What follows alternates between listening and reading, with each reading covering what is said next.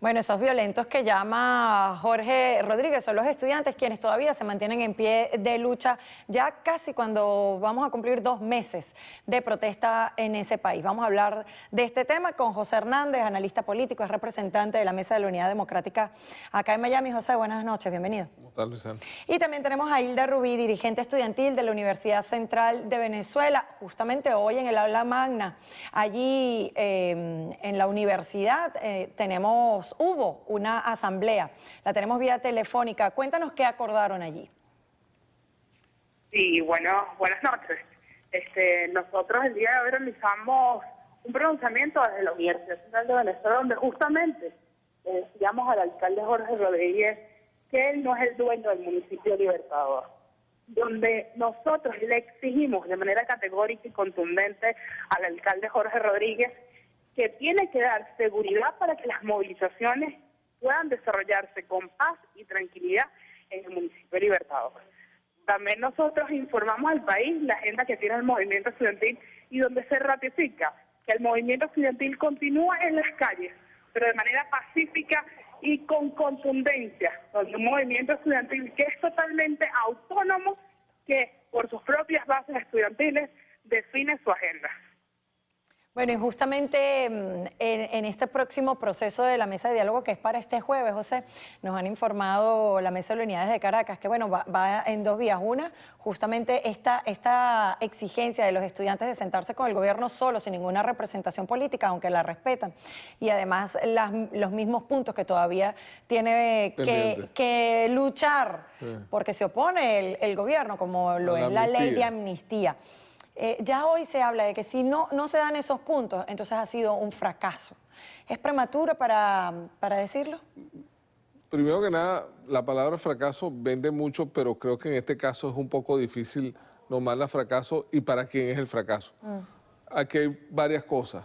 Tú viviste el proceso del 2003, que fue un proceso bien complicado, pero el proceso iba a la inversa en relación con el tiempo. ¿Qué quiere decir eso? A medida que pasaba el tiempo, el gobierno ganaba espacio. En este caso, a medida que pasa el tiempo, el gobierno pierde espacio.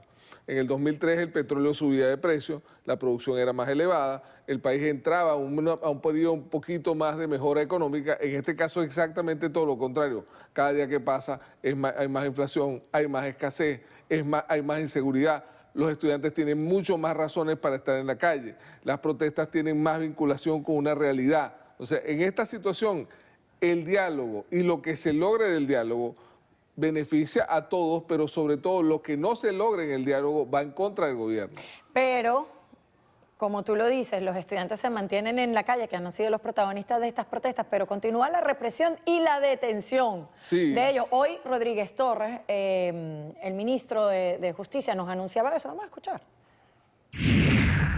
Se detuvieron las primeras 9 personas sobre las que se tienen suficientes evidencias y elementos que lo incriminan en la comisión organización de actos terroristas en el municipio Chacao, que han mantenido a ese sector de la sociedad caraqueña en vilo.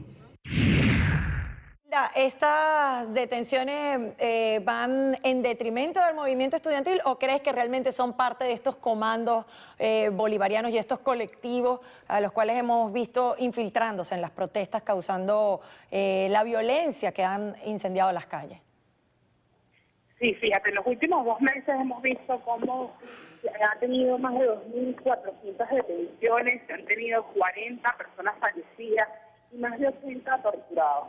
También vemos cómo día tras día en Caracas y en otros estados del país hay una militarización brutal desmedida, donde esos cuerpos policiales y esos cuerpos militares deberían estar en los barrios, en las puertas de los hospitales, en las puertas de las escuelas, en las calles, cuidando verdaderamente a los 30 millones de venezolanos.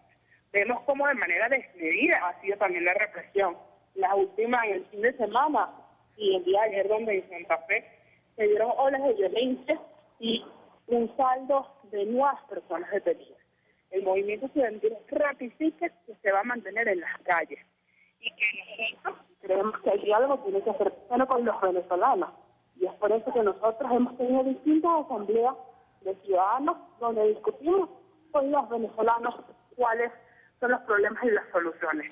Porque como hemos dicho, el tema de la El tema de la inseguridad cada día es más obvio. Y lo vemos en las universidades venezolanas, donde hay que recordar que hace 2 meses, cuando salimos a las calles por un tema de inseguridad en las casas de estudios, por ejemplo, hoy en la UCB hubo 9 robos, donde todavía no se le ha dado respuesta a eso. Sí, José, ¿y por qué este cada punto? día está más pronunciado y el tema de incerco comunicacional cada día se potencia más en Venezuela. Justamente, José, ¿por qué esto no ha sido un punto de partida dentro de la mesa de negociación? El cese de la represión, porque la manifestación es un derecho constitucional. No, si está, hay 4 puntos. Uno, Pero continúa la represión. no, pero el derecho a la protesta, tú tienes que garantizarlo. El problema del derecho a la protesta es que el derecho a la protesta viene con la protección de la protesta, no con la represión de la protesta. Lo que pasa es que nosotros nos creemos lo contrario. El problema no es lo que yo crea, Luisana. El problema es lo que es el Estado de Derecho en Venezuela, que es la violación más importante de lo que ocurre ahorita. Y es lo que uno tiene que tratar de cambiar. Y es lo que estamos todos tratando de cambiar. Los estudiantes están en una línea y están en una protesta para cambiar lo que está pasando en Venezuela. Creo que la Mesa de la Unidad y la gente que está en el diálogo también está en esa misma línea de cambiar lo que está pasando en Venezuela, de que no se incumpla el Estado de Derecho, de que la gente tenga derecho a un país mejor, a una Venezuela distinta a la que está ocurriendo ahorita. Yo sé que eso no se logra de la noche a la mañana, pero comenzando por este punto, garantizar el derecho a la protesta. Se continúa reprimiendo, no se deja manifestar pacíficamente. No ha mejorado, pero ni un poquito. Está mal hecho y está muy mal porque hay, como dice ella, hay 41 muertos, hay 2.400 detenidos, hay 80 torturados. Todavía hay presos del 12 de febrero, por ejemplo. Sí. Todavía hay presos del 12 de febrero. Y con eso todavía le dan el voto de confianza, ¿están obligados a darle el voto de confianza al gobierno? No es un voto de confianza, Luisano, es un proceso de exigencia. ¿Cómo vas a exigirle al tipo si no le tienes enfrente y le dices, mira, haz esto, haz aquello, haz lo otro, cambia, ¿entiendes? Porque el problema es que, es verdad, las calles han logrado lo que se ha logrado, pero también es necesario que el gobierno se tenga que sentar con unos tipos que vienen a ver qué va a hacer el gobierno, con una gente que está cuestionando al gobierno, está cuestionando lo que pasa en Venezuela, y a decirle a esa gente, mire, nosotros vamos a hacer esto, o lo vamos a hacer mal, o no lo vamos a hacer. Yo soy de la tesis de que menos le interesa el diálogo por los resultados que pueda tener es al gobierno, porque el diálogo lo obliga a cambiar. Lo obliga a cambiar necesariamente, porque no puede ser lo que está pasando ahorita. Entonces un buen signo de que está cambiando puede ser esa ofensiva económica que anunció hoy Maduro. Vamos a escuchar, vamos a mostrar. Lo primero es, yo creo que eso ha quedado claro, que me quieren callar, que me quieren neutralizar, que me quisieran aniquilar. ¿Quiénes? Tuvimos un error. Ahora sí vamos a escuchar a Nicolás Maduro con la ofensiva económica que prometió hoy. En medio de esta batalla que estamos dando, vamos a arrancar la nueva ofensiva económica. ¿Para qué es la nueva ofensiva económica? Primero, para la producción. Producir más, producir mejor, destrabar todos los mecanismos inducidos, creados o que existan que impidan la producción en el país, la producción a todo nivel. Mañana lo vamos a explicar con detalle. Activar los motores productivos del país a todo nivel.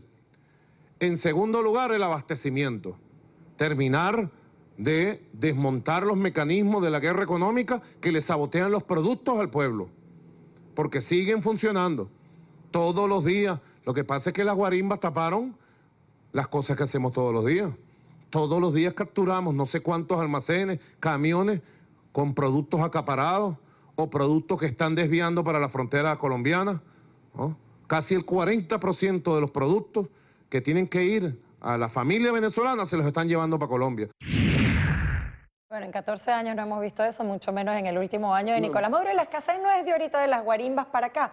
Pero, sin embargo, ¿esto es una demostración de cambio? Es importante que se sepa una cosa. De cada 10 productos de la cesta básica, de los productos que usted consume diariamente en su casa, de cada 10... De Venezuela. Solo se consiguen 4. O sea, para que usted tenga idea de cómo es el proceso de desabastecimiento. Segundo, dentro de la mesa de diálogo, hoy se dijo que se tenía que recibir a los estudiantes y a los trabajadores. Porque el problema que él dice de la trabazón es que hay como 5.000 contratos colectivos vencidos y los trabajadores no quieren seguir en este plan y hay como 9.000 trabajadores, líderes sindicales perseguidos. En esa situación es que está Venezuela. La trabazón y el problema que tiene Venezuela es el tipo de modelo, es el gobierno. El gobierno tiene que cambiar porque si no, el país no va a ningún lado y el país va en contra de lo que está proponiendo el modelo, que no es constitucional además. Es un Estado de Derecho que está violado porque te están diciendo, mira, nosotros te vamos a poner una hegemonía comunicacional porque en Venezuela solo se oye eso que dice Maduro. También te van a imponer una revolución que no aparece en la Constitución junto con la economía comunicacional. Y una tarjeta electrónica para que vayas a comprar al Y mercado. un socialismo que tampoco aparece en la Constitución. A ver, Hilda, mañana de nuevo se ven las caras oficialismo y oposición. ¿Cuándo entran los estudiantes? El jueves. El jueves. Nosotros ratificamos que no iremos a un diálogo hasta que se cumpla. Se nos fue. ¿Cuándo le van a dar la cabida a los estudiantes? No lo sé, pero hoy hubo una reunión con el Foro Penal y otras organizaciones de derechos humanos y la Mesa de la Unidad, y en esa reunión se insistió mucho en que los estudiantes tenían que ser recibidos como ente independiente y aparte, los estudiantes y los trabajadores. ¿Cuánto tiempo podría comenzar a ver o debería comenzarse a ver los resultados de esta negociación? Porque como tú bien lo dijiste, la del 11 de abril, cuando Chávez estuvo fuera del poder y se nos dijo que había renunciado, fueron largos meses, yo creo que más de 6 meses y no se llegó a nada. Largos meses, pero el gobierno tenía la oportunidad de ir mejorando porque el precio del petróleo subía y había una capacidad económica un poquito mejor. En esta oportunidad tú no tienes precio del petróleo subiendo, tienes menos petróleo, además más comprometido y aparte Ambos de eso, están apurados. aparte de eso, destruiste todo el sistema de abastecimiento, destruiste todo el sistema de producción, destruiste todo el sistema de producción. Entonces, ¿de dónde sacas tú para que la gente trabaje, para que la gente coma, para que la gente ahorre, para que la gente viva en Venezuela, para que tenga seguridad? ¿Cómo es posible que tú agarres y metas 800 bombas por hora para una manifestación y al mismo tiempo te atraquen 9 muchachos en la Universidad Central de Venezuela? ¿Cómo le vas a decir que no salgan a protestar? ¿Con qué derecho? ¿Con qué derecho no van a salir a protestar? ¿Con qué derecho uno no le va a decir que no protesten? Por eso, ¿y cómo les cree uno? Pero bueno, el peor trabajo es el que no se hace.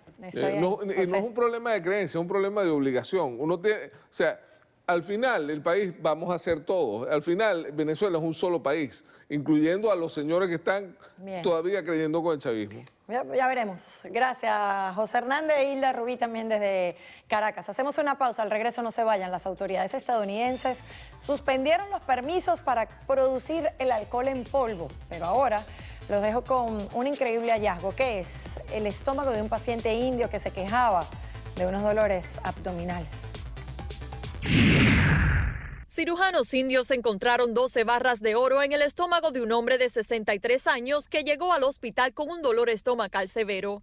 El paciente dijo que se había tragado la tapa de una botella de plástico, pero en su lugar los médicos encontraron lingotes de 33 gramos cada uno. Las autoridades consideran que intentaba introducir el metal de contrabando en el país y así evadir el 10% de impuesto por importación. India es el segundo mayor mercado de oro en el mundo después de China, según el World Gold Council.